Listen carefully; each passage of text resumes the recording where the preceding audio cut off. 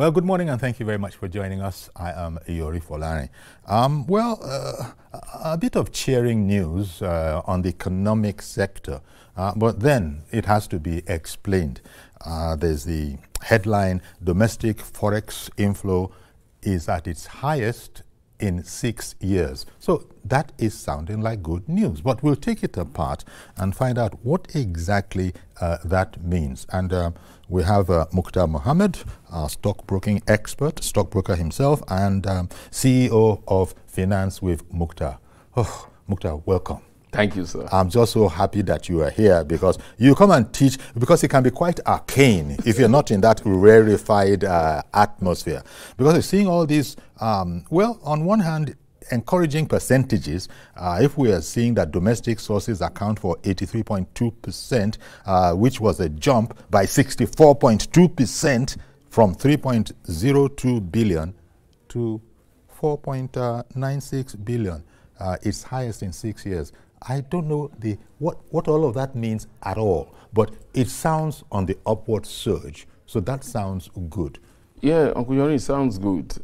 If you look at where we are coming from, we mostly depend on foreign inflow more than when you now begin to see domestic. And just like what is happening in the stock exchange, realize that we've seen a lot of stability in the market, in the stock exchange, because we have more Nigerians, whether retail or institutional investors of Nigeria. We've seen the stability, we've seen the kind of rally that domestic investors can bring to the market, which is good in the long term, because you see domestic investors seem to own the economy. And once domestic investors own the economy, what it does is that that panic in terms of when you have this shaking in external, you don't see it. But if foreigners are owning more, once they see that panic, your exchange rate volatility, lower oil price, then your market is in chaos. When you're talking about domestic investors, investors in what? Who are domestic? Or in other words, Nigerians? Nigerians. When you say domestic investors, I mean maybe Nigerians, people that are resident in Nigeria, that are investing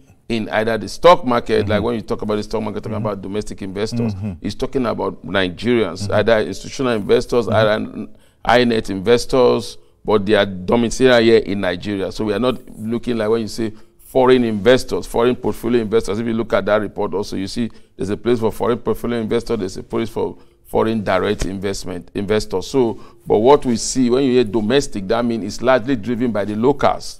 You and I, those are the people that are not driving the economy, which in the long term is good. That means you know, it's like charity begins at home. When you believe in your own economy, then you'll be able to attract more people into your economy. I think the good thing about that, when domestic investors are the one dominating your market and not dominating the FX space, is good.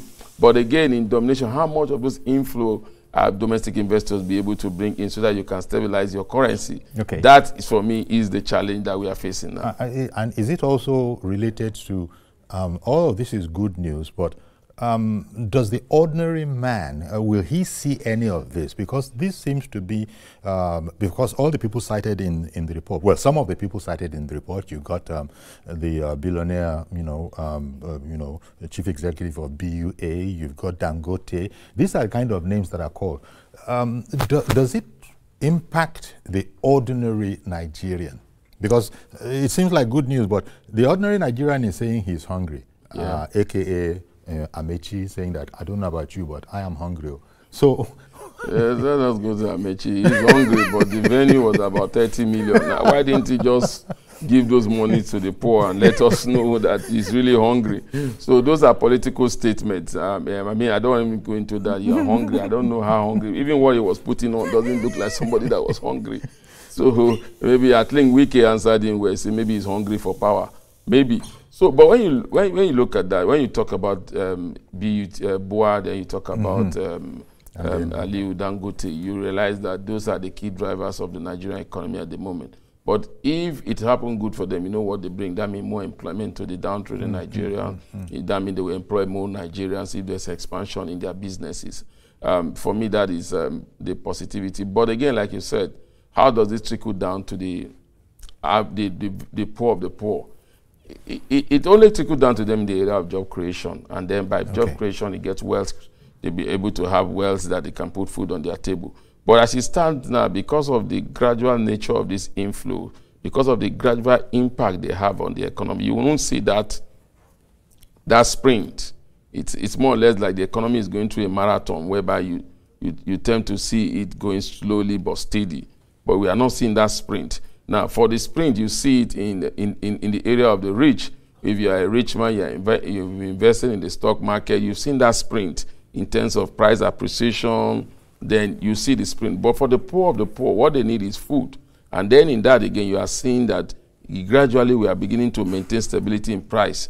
The price might not be what they were when they came in, but there's a little bit stability whereby it's not like sometime immediately came in when you buy a product today, tomorrow, the next day you go there, that product have jumped up by 10 or 15%. But we are not saying that you buy a product, after 1 month, that product could still be the same price, because relatively we are beginning to see the impact gradually. But that drastic reduction, it will take a lot of time. That's why I say it's a marathon. As they it's keep not on, a sprint. It's not a sprint. As they keep on pushing in those policies that are going to have impact, because for now, the policies tends to be like from the up. It has not trickled you to the down. If you want any policy that would drive a lot of people out of poverty, you start from the down, up. Now, why is it like that? If you look at the floating of the naira, you look at the removal of subsidy, the impact is felt by the downtrodden rather than the upper class. Let me give an instance. The removal of subsidy. At this moment, when subsidy was removed, some prices in terms of transportation price went up. Even at current reduction in those fuel, in the PMS price, we have not seen a drastic reduction also in the cost of transportation. And this is largely driven by local transport, or both this transport are largely driven by the locals and those farmers. We've not seen a drastic reduction in that. But you and I will not see a drastic reduction in our what we pay to fill our tanks. So you see, it touches the rich, it doesn't touch the poor yet. Then when you look at the floating of the naira, the rich that have more naira, I mean, we had more dollars. I've not seen their value in their dollar investment goes up because of the floating of the naira. Okay. But the poor doesn't even have a dollar to keep it. Rather, even the naira they have depreciated in value when you compare it to the dollar. So that, for me, is the challenge. I keep saying that the policies of this administration is one of the best, but challenges is that it will take time to trickle down to the masses. Indeed. So because throw in the fact that one of the leading global credit rating agencies, Fitch, has actually upgraded Nigeria's credit rating to B from B-. So that's good, and it also described the macroeconomic outlook as stable. Now, stable for who? Well, when you talk about macroeconomic outlook, you are looking at a lot of factors. Is the CBN really doing what they have to do? Orthodox money policy rate, or cut rate, reduce liquidity, high interest rate.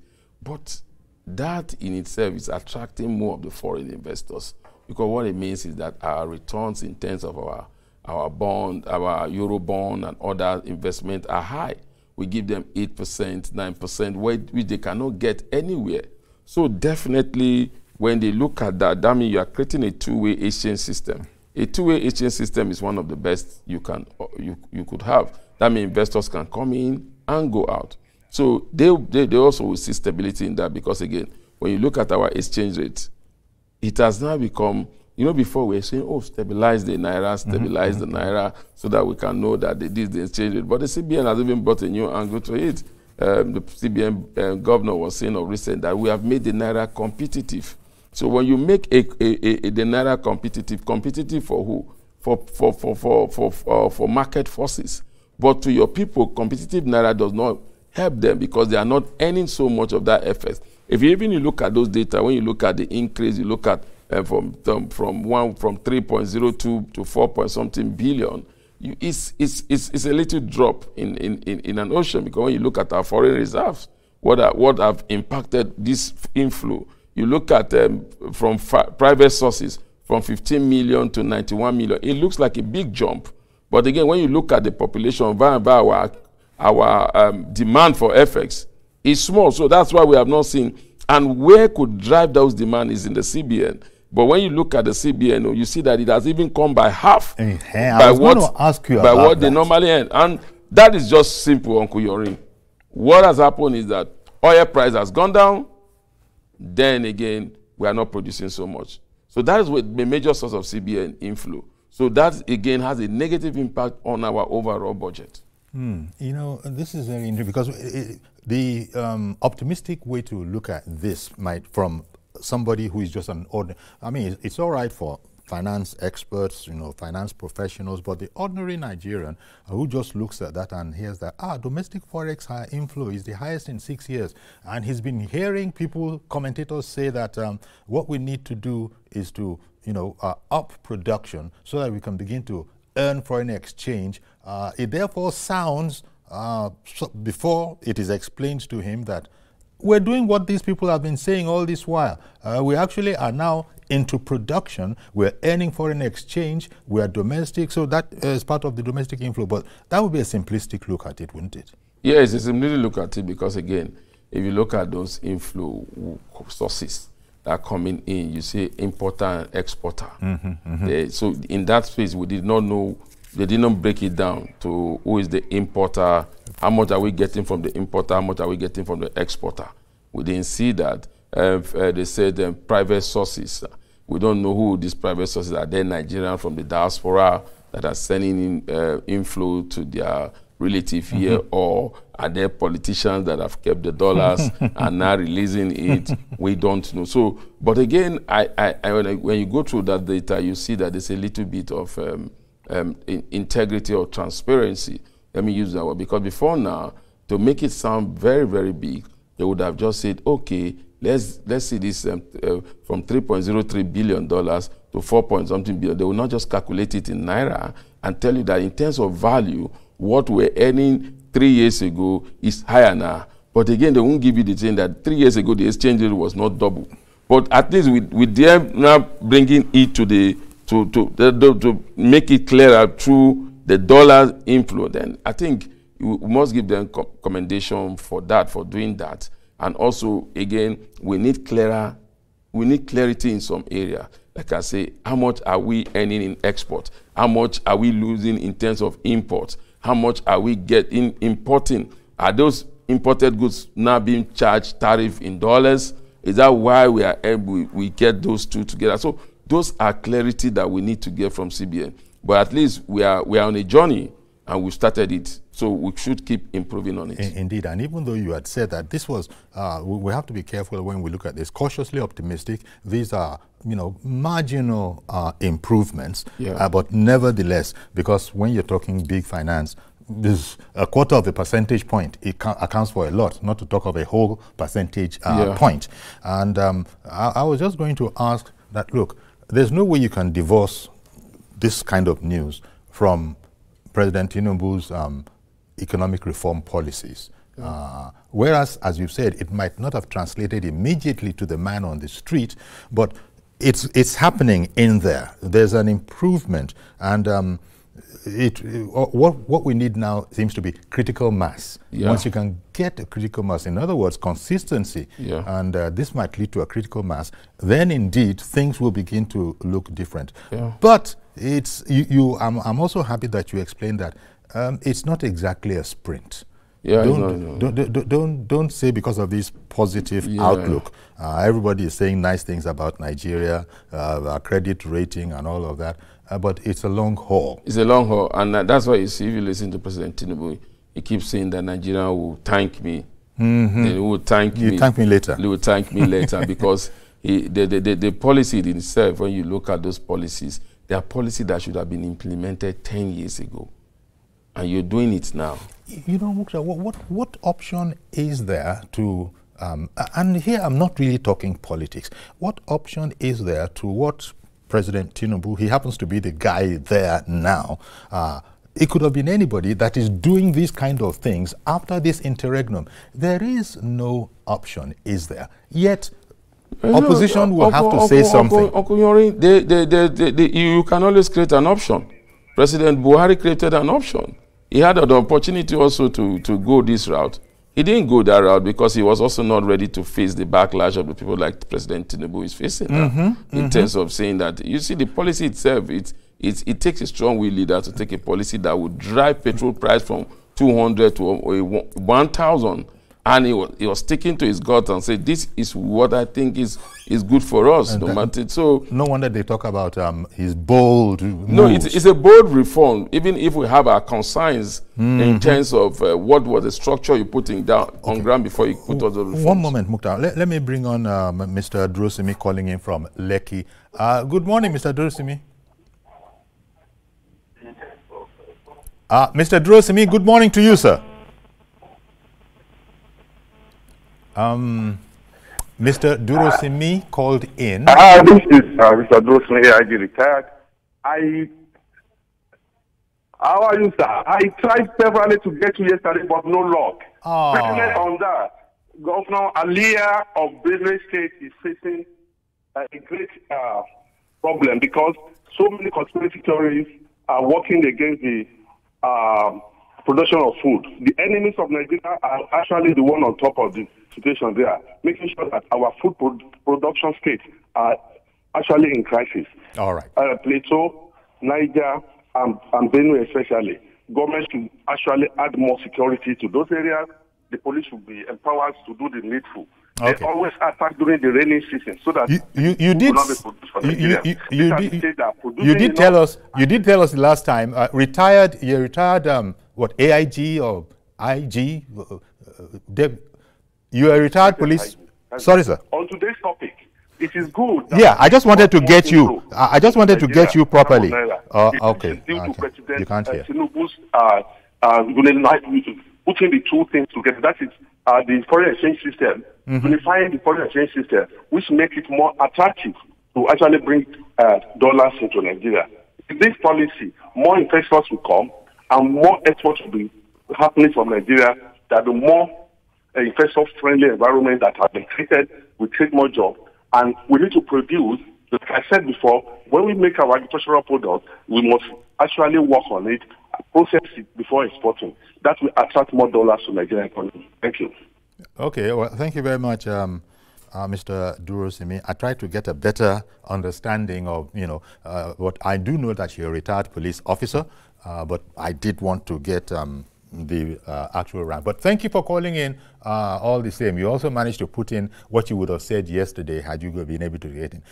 Thank you again. Now, okay, it goes back to that straightforward, simple point that most Nigerians can understand. That is, do business here, whatever it is, add value so that people are buying it, you are earning foreign exchange, you are exporting, because we have to earn foreign exchange. And that's what Mr. Durosimi is saying again. But I think you explained earlier that, well, yeah, that's true on the one hand, but this is slightly different. Yeah, like Mr. Durosimi was saying, he was talking about it's more attractive.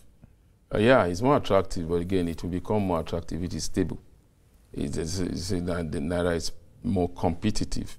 Competitiveness in itself helps market forces. When you say the Naira is competitive, of course, we are not buying Naira.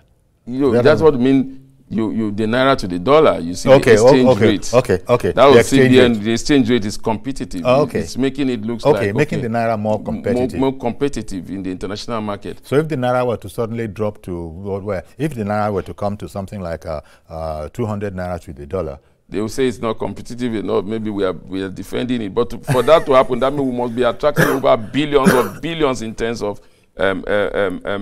dollars inflow into our economy. So the better it gets for us, they say it's not competitive again. Yeah, it could be competitive, but that also will depend on what we are inflow. The volume of business that we're doing. We're doing, because now, like he said, if you look at the Nigerian foreign exchange market, you've seen that it has improved by that report. Also, they say Nigerian foreign exchange market has improved because of more domestic inflow, which is good.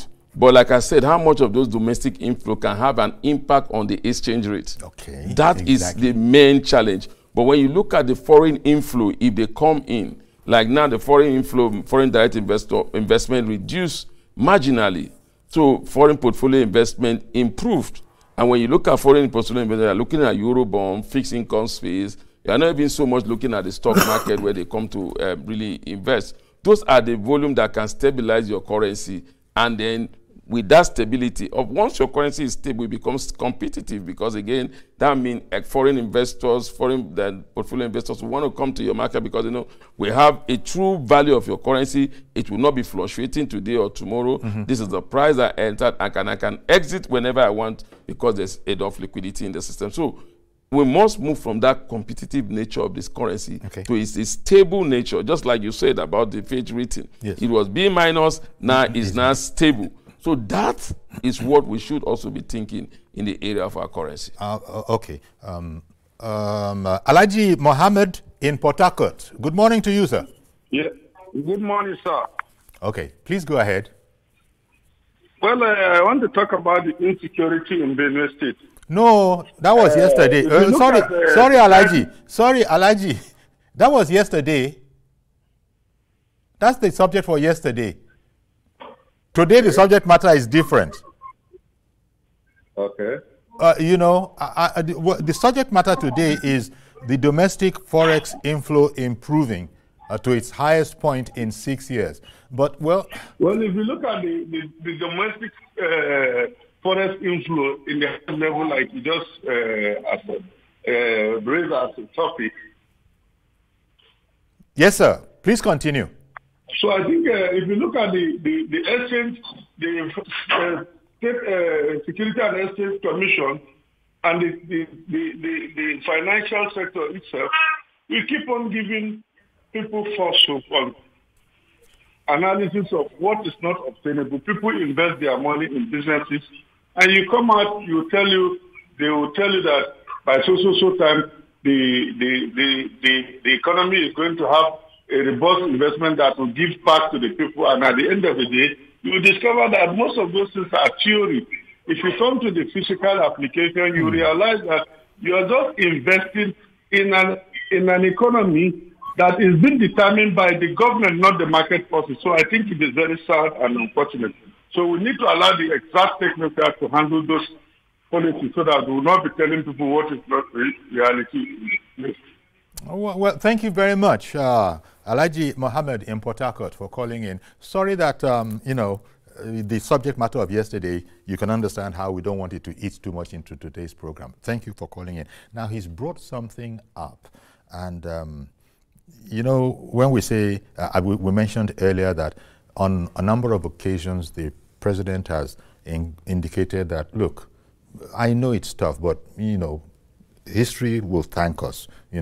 History will vindicate us. Well, Alhaji is saying that I hope that is not a theoretical thing, because I don't see anything for ground here. No, I think, again...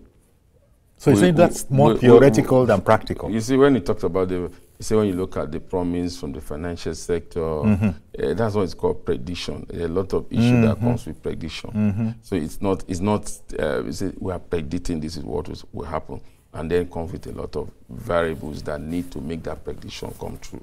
So I am not of the school of thought that think everything about the current administration policy is bad. Like I said, if you look at the investment climate, it has improved in terms of the competitive nature of the investment climate. Private sector seems to be the key drivers of the Nigerian economy.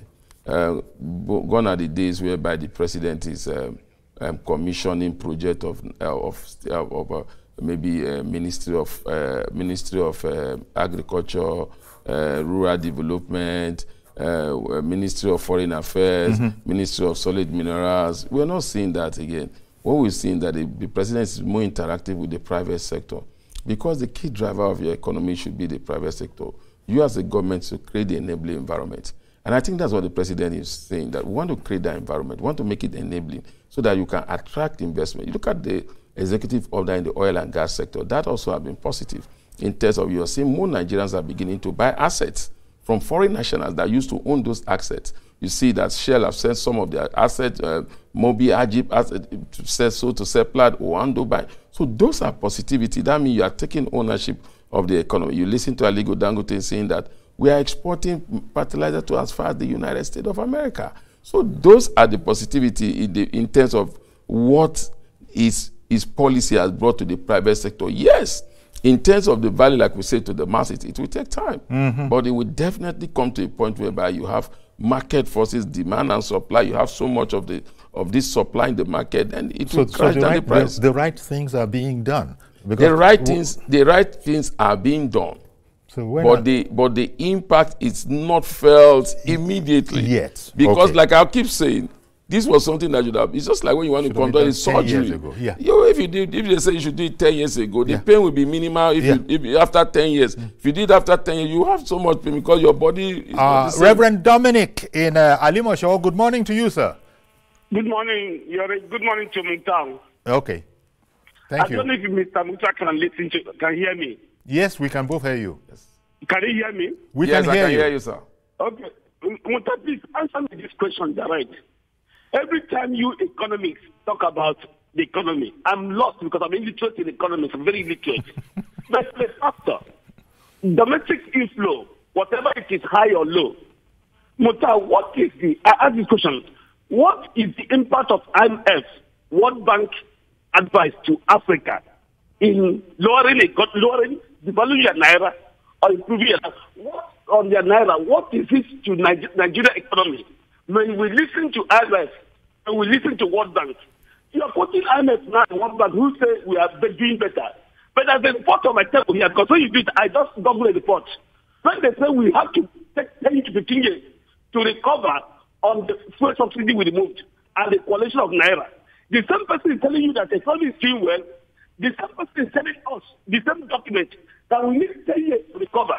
Do Nigeria have 10 years to recover from this challenge of the economy? We don't need to listen to answer questions. So you answer me. I don't think for we to have good economy, we must listen to IMF and World Bank. We must come to our nation, Nigeria, and say what works for us. Because what Naira and dollar happen in America is not what happened in Nigeria. I'm a pastor. I don't take money in domestic inflow, in lower inflow. They come to beg food. They come to beg food in my office. And I don't know how to say to them, things are improving. When they cannot eat twice a day, we should leave this inflow to CBN. Number two, talk to our governors.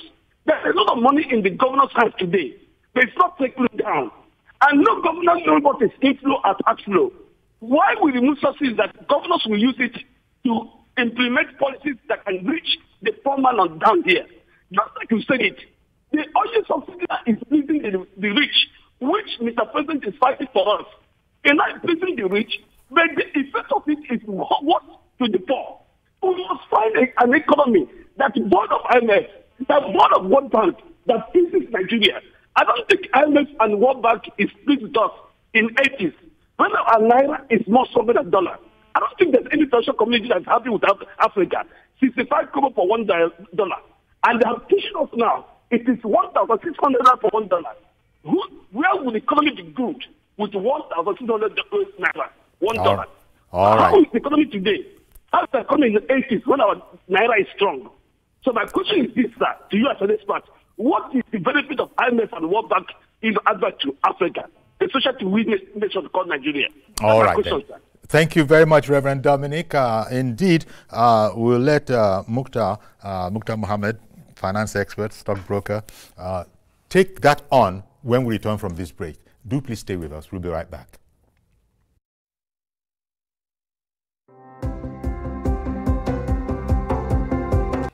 Okay, then, welcome back. Our guest, Mukhtar Mohammed, Finance with Mukhtar, CEO and stockbroker himself.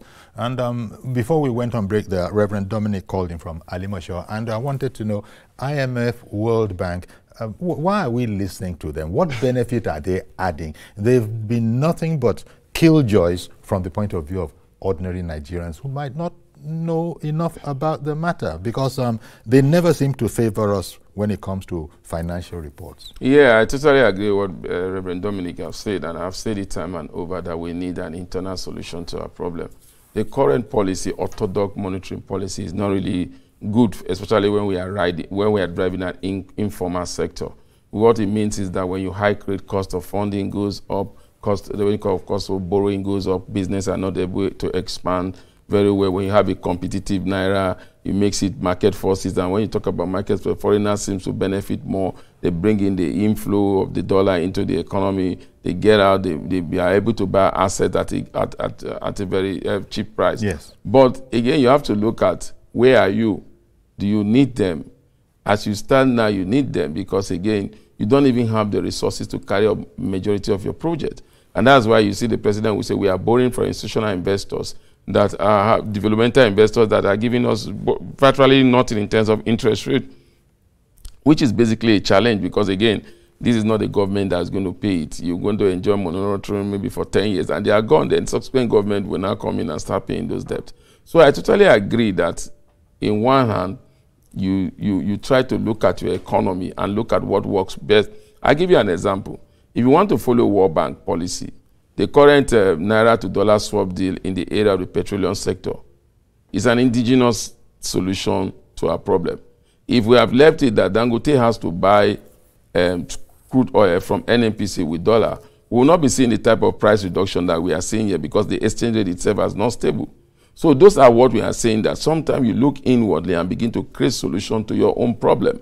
IMF is not in Damaturu. IMF is not in Potiskum. IMF is not in Nguru. IMF is not in Abakaliki or in the rural areas in Abakaliki. IMF is not in Bansara in Cross River State. Neither is it in Ikom in Cross River State or Akankpa in Cross River State or even Uyo. I mean even Abak in Akwa Ibom State. So you need to begin to look at, because the rural areas really where most population of Nigerians are, what work for them. They want food on their table. They want to be able to go to farm. What do you do? If you begin to continue to do the IMF orthodox way, it doesn't help them. But again, as where we are now, with the kind of challenges we are now, remember that we are just looking for inflow that can stabilize our currency. That's why they are celebrating this amount of stabilization. It's not that they are saying, oh, this is the solution to our problem. But let's celebrate this amount of, because in the past, we've never attracted something like this domestically. So what it means is that locals are taking ownership of the economy. But like I said, it will not happen overnight. It's a sprint. I mean, it's a marathon, so we need to be patient. Okay. David in Alimosho is on the line. Good morning to you, sir. What it means is that locals are taking David in Alimosho, good morning. David in Alimosho, good morning to you, sir. Good morning, sir. God will bless you, Yori. Oh, Elder David. Good morning, sir. God will bless you. Are you hearing me well? Yes, we can hear you well. Good morning to you, sir. Good morning to you, sir. Thank you very much, Yori. God will bless you. You are hearing me well. I'm the man speaker. Thank you, sir. Elder David, maybe you can help us lower the volume of your television set. Elder David, you help us by lowering the volume of your TV set. That's why we're hearing you twice. Okay, I have done that, sir. Yes, what this government have done within these 2 years now, we thank God for that. Yes, we don't buy in dollars. Now, I just want to ask a question. Free education at all levels, university level. Then polytechnic. Then we now talk of when you go to other schools, then where you learn work and others. It's free now. Is it dollar we are using there? We must pay this government. And another thing I want to tell you, all the whole thing this government is doing now for the past 2 years, they are physical. We are seeing it. Do you know the president's wife is even doing more job than the president himself? The first lady of every governor today, among the governor, that this woman will go all up and down to empower people from the grassroots, from the local government, and from the world. The farmland we are talking about, they empower them. Their power is the youth. Their power the other. Exactly. I'm an old man. I told you I retired in 1998. You did, sir. Even but if it's only 1,000 they are paying me in a month. No doubt. God bless you, but we do the next 2 years. They have done this. What they have done so far is more better than the one of Basojo article that is now with the grouping. Whichever they call him, Director General of BP by that time, Ed Rufai, whether it be, who always there, who was impeached. I want to thank you for calling in. Thank you very much, Elder David, for calling in. We always enjoy hearing from you. But today's subject in particular is the news that domestic foreign exchange inflow is at its highest in 6 years, even though it's a marginal improvement, year on year. But it still is the highest it's ever been in 6 years. So our in-studio expert, Mukhtar Mohammed, is sort of breaking that down for us and explaining that, this whole conversation, so to speak, it's not a sprint. It's actually a long-distance marathon kind of an event. And so whereas it is positive, the input of it, the impact of it, I beg your pardon, still remains to be seen, but that does, the practical effect remains to be seen, but that doesn't mean it isn't happening. Mr. George, good morning. Thank you for calling in. Good morning, Uncle Yari. Okay, then. Good morning to Mukhtar Mohammed. Can you hear me? Yes, we can hear you. Thank you. Carry on, please. The way I see this matter, I put Mukhtar that the benefits of the reforms have actually not cascaded down to the people at grassroots. That it ought to go from down up, but it will still come. There is no doubt that it is only what you export that can earn you foreign exchange. As long as what we are exporting is much, we can't get much. This brings me to this issue of Dangote refinery. The man has the capacity to produce the fuel that we need in this country. Why allowing people to use foreign exchange that is so scarce to go and import fuel again? I am not able to understand the logic on Kuyori. If Dangote was not able to have the the quantity of fuel we require locally, it would become necessary to supplement it from imports. But he has more than what we need here.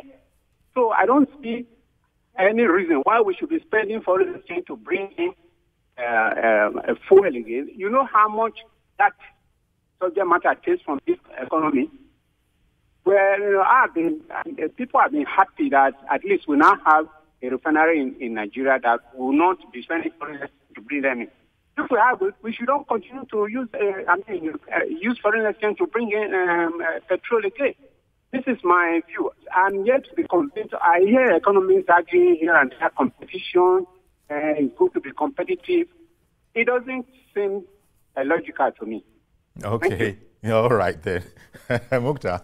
Well, it doesn't seem logical to him. But again, you need to look at what the issue about the deregulation is. It's free market. If I think I will import and it will be cheaper, nobody's going to stop you.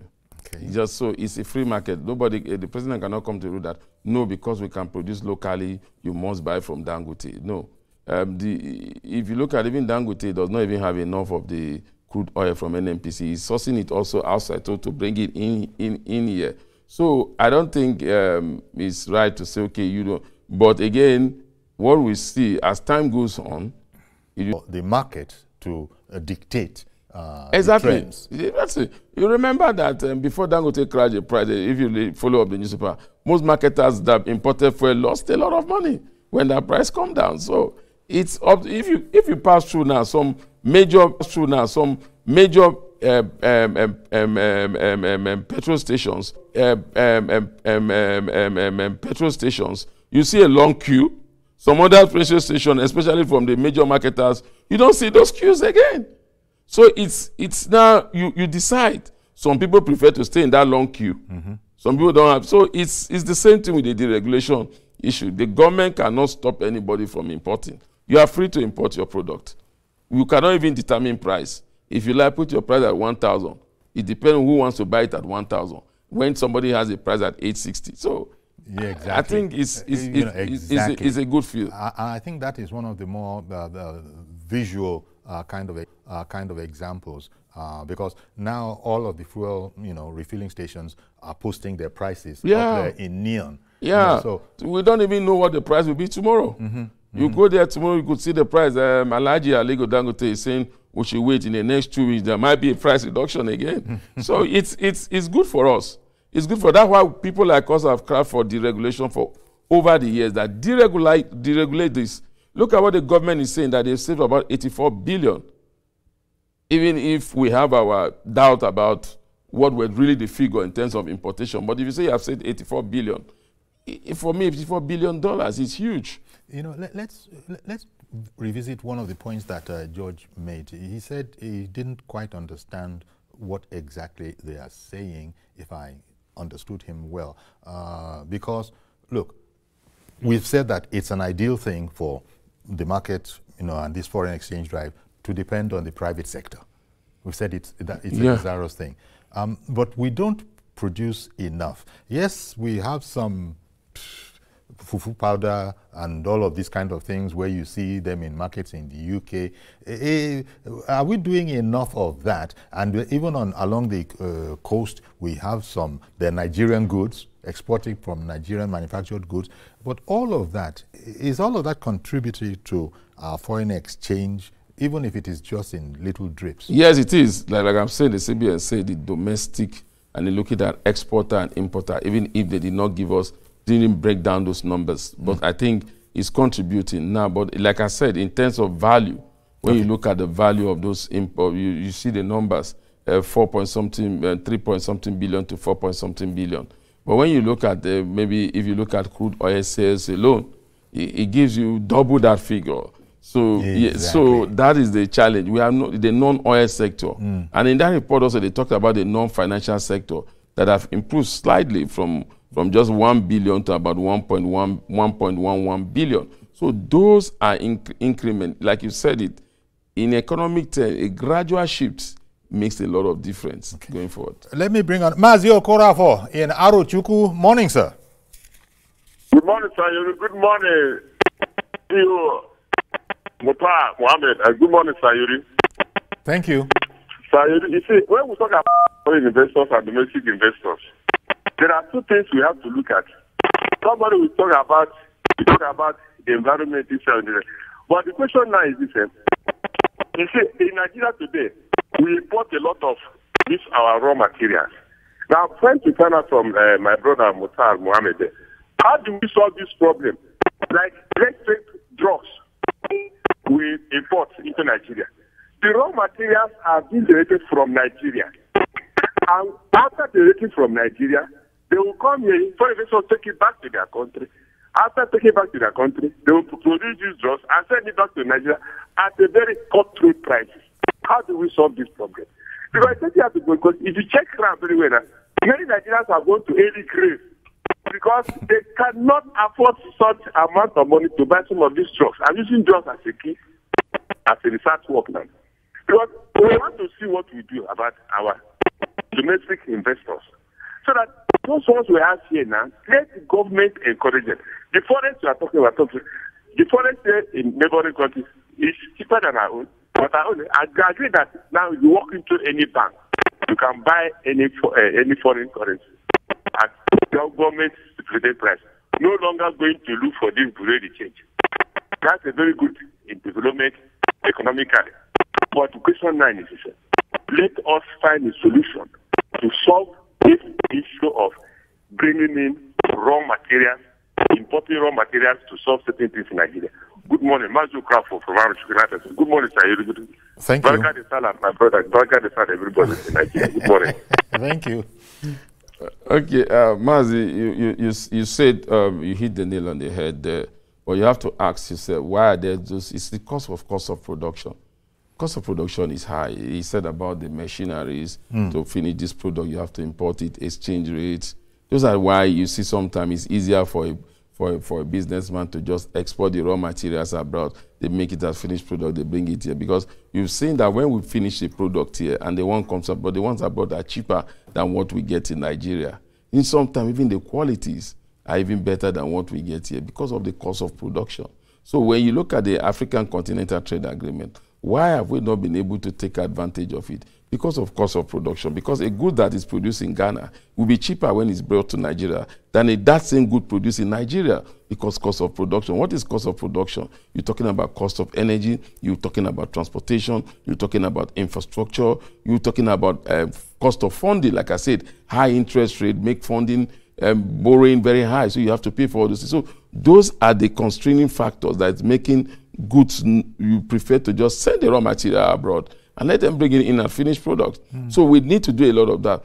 Just like the president came out with that indigenous game changer in the oil and gas sector, the Naira to dollar crude deals, you could also begin to look at the health sector, and which they say, I think they're working on that. I say that prices of some of these drugs will come down when tariffs are not being paid on on these drugs any longer. Okay. So it's, like I say, it's an ongoing conversation. There are a lot of game changers.